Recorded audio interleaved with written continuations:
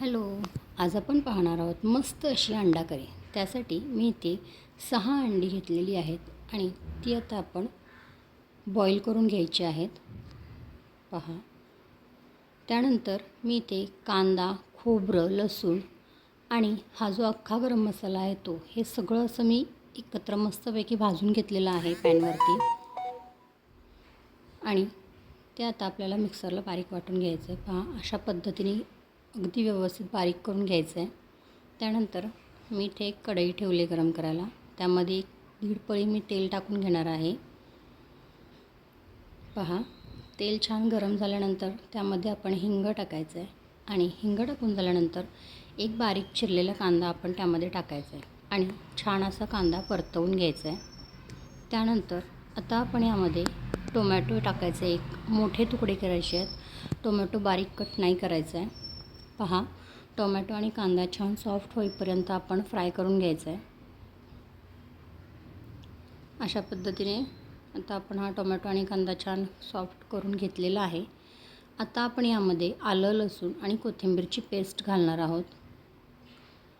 पहा, पेस्ट घालून आपण हे फ्राय केलेलं आहे. हे फ्राय करून झाल्यानंतर आपण यामध्ये बॉईल केलेली अंडी टाकून घ्यायची आहेत आणि पुन्हा हे छान असं फ्राय करून घ्यायचं आहे. त्यानंतर आपण आता यामध्ये 1 चमचा हळद टाकायची आहे. हळद टाकून पुन्हा आपण हे छान फ्राय करायचे आहेत.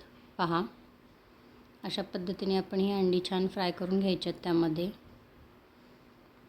आता आपण यामध्ये तिखट मिरची पावडर टाकणार आहोत, लाल मिरची पावडर,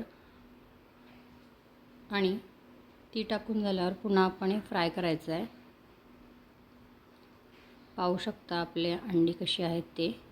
हे झाल्यानंतर आपण जो मसाला केलेला होता, म्हणजेच कांदा, खोबरं, लसूण आणि अख्खा गरम मसाला जो भाजलेला त्याचं जे वाटण केलेलं ते आपण यामध्ये 2 चमचे टाकून घ्यायचं आहे.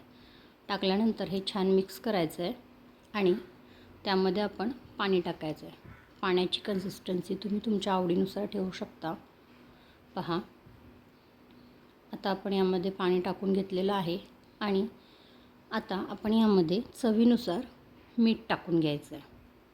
पहा, आणि वरून कोथिंबीर टाकायची आहे आणि हे छान शिजवून घ्यायचं. म्हणजे जो आपला मसाला आहे तो छान असा शिजवून घ्यायचा आहे. पहा, मस्त अशी आता उकळी पण आलेली आहे आणि आपले जो मसाला आहे तो छान शिजतो आहे. ऑलमोस्ट शिजत आलेला आहे. पहा, एक 5 मिनटामध्ये 5 ते 7 मिनटामध्ये आपला हा मसाला शिजून तयार होतो. तर पाहू शकता आपली अंडा करी आहे ती रेडी होत आलेली आहे. अशा पद्धतीने आपण हा बनवायचा आहे. टोमॅटो पहा तुम्ही किती सॉफ्ट झालेला आहे. अंडा करी आहे त्यामुळे ऑलमोस्ट ऑब्व्हियसली याच्यामध्ये रस तर हवाच, त्यामुळे कन्सिस्टन्सी तुम्हाला जशी हवी तशी तुम्ही ठेवू शकता.